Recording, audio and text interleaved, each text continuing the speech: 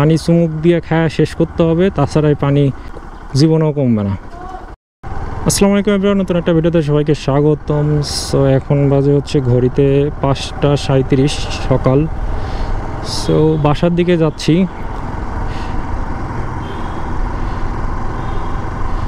So আমার হচ্ছে গত কয়েকদিন হলো আমি ভিডিও দিতে পারতেছি না, একদমই ভিডিও আপলোড করতে পারতেছি না, কারণ হচ্ছে এমন বৃষ্টি হয়েছে, বৃষ্টি হয়ে একদম আমার পুরো এলাকার রাস্তাঘাট ডুবে গেছে, চারদিক দিয়ে পানি উঠছে। সো কোনোভাবেই বাইক নিয়ে আসলে বের হওয়া যাচ্ছে না। আজকে অনেক কষ্ট মষ্ট করে বের করছি, তারপর অনেক পানি, ইঞ্জিন টিঞ্জিন সব ডুবে যায়। সো যাওয়ার সময় কি হবে আল্লাহ জানে। আসলে মনে করেন যে পানির মধ্যে বের করে যদি ইঞ্জিনের একটা ক্ষতি হয় বা ইঞ্জিনে পানি ঢুকে যায় কোনোভাবে, সো আসলে সমস্যা। এই জন্য আমি বাইকটা বের করি নাই এই কয়দিন। আর বাইক না বের করলে তো জানেনি মোটর ব্লক করব কিভাবে। সো নানান প্যারার কারণে আসলে কোথাও ঘুরতেও যাইতে পারতেছি না। আমার এলাকার রাস্তাঘাট যদি ভালো হয় তারপরে আবার একটু রেগুলার হব আমি। রাস্তাঘাটটা আসলে পানিতে ডুবে যাওয়ার কারণে আমি রেগুলার ভিডিও আপলোড করতে পারতেছি না। তো সবাই আশা করি সাথেই থাকবেন এবং সাপোর্ট করবেন। আপনি রেগুলার ভিডিও দেওয়ার ট্রাই করব আমি। সো এখন আসি হচ্ছে ডিওএইচএস, মিরপুর ডিওএইচএস মেট্রো রেলের নিচ দিয়ে দিয়াবাড়ি ঢুকবো এবং দিয়াবাড়ি দিয়ে আমার বাসায় যাব। সো আমার বাসায় এখন একটা মাত্রই রাস্তা আছে, সেটা হচ্ছে দিয়াবাড়ি দিয়ে, ওটা কি পিয়াঙ্কা, হ্যাঁ পিয়াঙ্কা সিটি দিয়ে যাইতে হয় আর পাশ দিয়ে। সো কী পরিমাণ পানি আমার ভিডিওতেই দেখতে পারবেন। সো পুরা গাড়ি ডুবে যায়, অনেক কষ্ট আসলে, গায়ে লাগে যে বাইক আমি আগে একটু কাদার মধ্যে নামাই নাই, এখন পুরা নদীর মধ্যে দিয়ে বাইক চালাইতে হয় আমার। সো এই এলাকার কোনো উন্নয়ন নাই এবং রাস্তাঘাট কেউ ঠিকও করে না, কারো দায়িত্বও নাই। 4-5 দিন হলো কোনো বৃষ্টি নাই, তারপরেও পানি শুকাচ্ছে না, কারণ পানিটা আসলে যাবে কোথায়? ওখানে কোনো খাল নাই, ড্রেন নাই, কিচ্ছু নাই, পুরা পানি, বাসার পানি, বৃষ্টির পানি, সব পানি মনে করেন একবারে রাস্তার উপরে।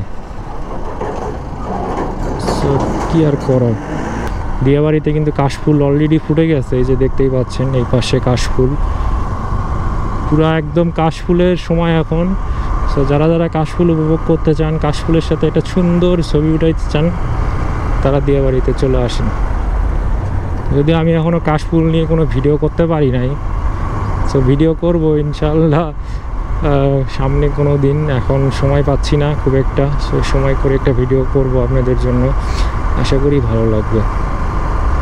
সো এই রোড দিয়ে আমি এখন ভার্সিটির সামনে দিয়ে তারপরে আমার বাসায় যাওয়ার ট্রাই করব।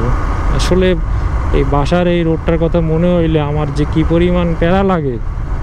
সারা রাস্তা আসি মনে করেন কি সুন্দর ভালো একদম পরিষ্কার রোড, আর বাসার সামনে যে মনে করেন যে প্যারাটা খেতে হয়, এমন খারাপ রাস্তা যে আসলে ঢুকতেই কষ্ট হয়ে যায়। সো বাইকটা আসলে অন্য জায়গায় পার্কিংয়ে রাখতে হবে, তাছাড়া আমার কোনো উপায় নেই যা দেখতেছি। সো সকালবেলা দিয়াবাড়ি রাস্তাঘাট দেখুন কি পরিমাণ ফাঁকা, 5টা 44 বাজে। সো ভালোই সকাল এখন, এবং শীতকালের একটা আবহাওয়া পাওয়া যাচ্ছে, কুয়াশা পাওয়া যাচ্ছে, যদিও অনেক গরম, বাট হালকা হালকা কিছু কুয়াশা আছে। তো আমার রাস্তায় ঢুকে পড়লাম, এইটুক যদিও ভালো, বাট সামনে দেখতে পারবেন কি অবস্থা। এত পরিমাণ পানি যে আসলে কল্পনাও করতে পারবেন না। কোনো বৃষ্টি নাই, কিছু নাই, এত পানি রাস্তায় কোনো দিন থাকে? আসলে যারে বলবেন সেই অবাক হয়ে যাবে যে এটা কোন জায়গা, এত পানি রাস্তায়।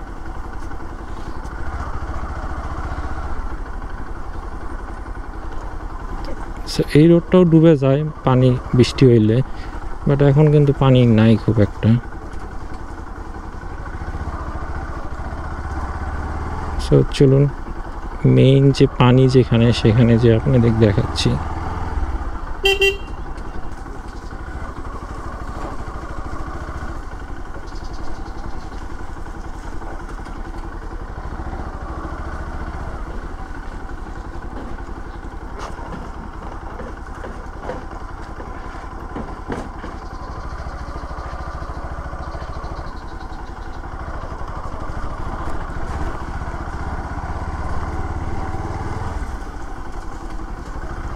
সো সামান্য একটু পানি পার হইলাম। সো এইটুক দেখে ভাইবেন না যে এইটাই হয়তো বা সেই রাস্তা। সো এইটা সেই রাস্তা না, সামনে আছে বিপজ্জনক রাস্তা। সো আপনাদের দেখাবো, সাথেই থাকুন। আমি হয়তো বা এই আর কয়েক সপ্তাহ বাইক বের করব না। আজকে আসলে এক বের যেহেতু করছি এই জন্য আর ফেরত যাই নাই, কষ্ট করে আসছি। বাট এরকম পানির মধ্যে আসলে ইম্পসিবল বাইক বের করা। সো এই যে এখান থেকে কিছুটা শুরু পাবেন, মানে নমুনা দেখতে পাচ্ছেন একটু একটু পানি। সো এটা আসলে স্বাভাবিক, এটা তো আপনি নর্মালি যেতেই পারবেন। সো আমিও নর্মালি যাচ্ছি, বাট সামনে হচ্ছে অপেক্ষা করতেছে নর্মাল রাস্তা। এই রোডে কোনো গাড়িই চলে না এই পানির জন্য, ঠিক আছে? এই শুধুমাত্র এই পানির জন্য। এবং এই এলাকার কোনো জনপ্রতিনিধি নাই এবং রাস্তায় এক ট্রাক মাটি ফেলার মতো লোক নেই। এই পাশে সেতু হাউজিং আছে, তারাও তাদের গেট বন্ধ করে রাখে যাতে আমরা চলাচল করতে না পারি।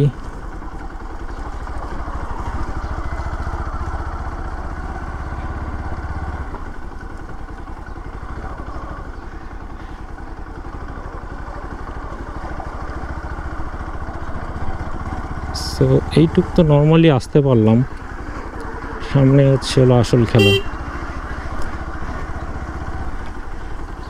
এই যে সামনে হচ্ছে খেলা, কি পরিমাণ পানি একবার কল্পনা করুন। পুরাটা ভেসে গেছে, পুরাটা।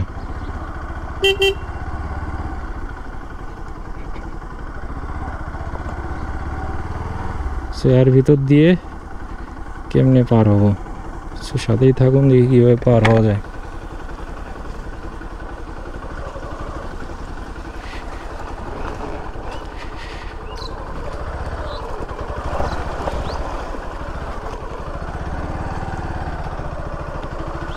দেখেন অবস্থা।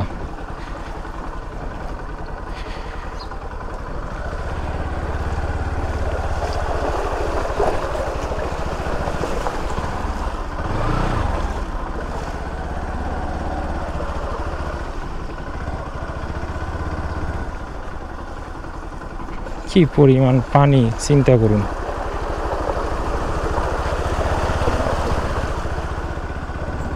পুরো পা ভিজে শেষ, সব ভিজে শেষ, প্যান্টও ভিজছে, পাও ভিজছে।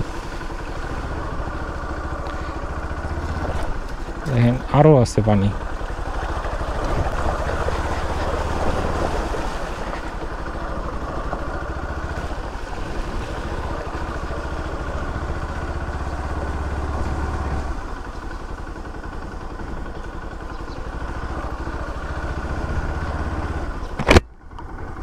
এবার আপনারাই বিচার করুন, এই পানির মধ্যে কি বের হওয়া সম্ভব?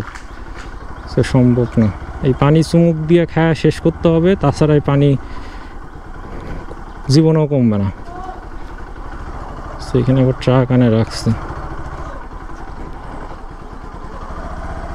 তো যাই হোক, ভিডিওটা শেষ করে দিই, বাসায় চলে আসছি প্রায়। ভিডিওটা ভালো লাগলে চ্যানেলটি সাবস্ক্রাইব করে দিন, লাইক করুন, কমেন্ট করেন। আল্লাহ হাফেজ।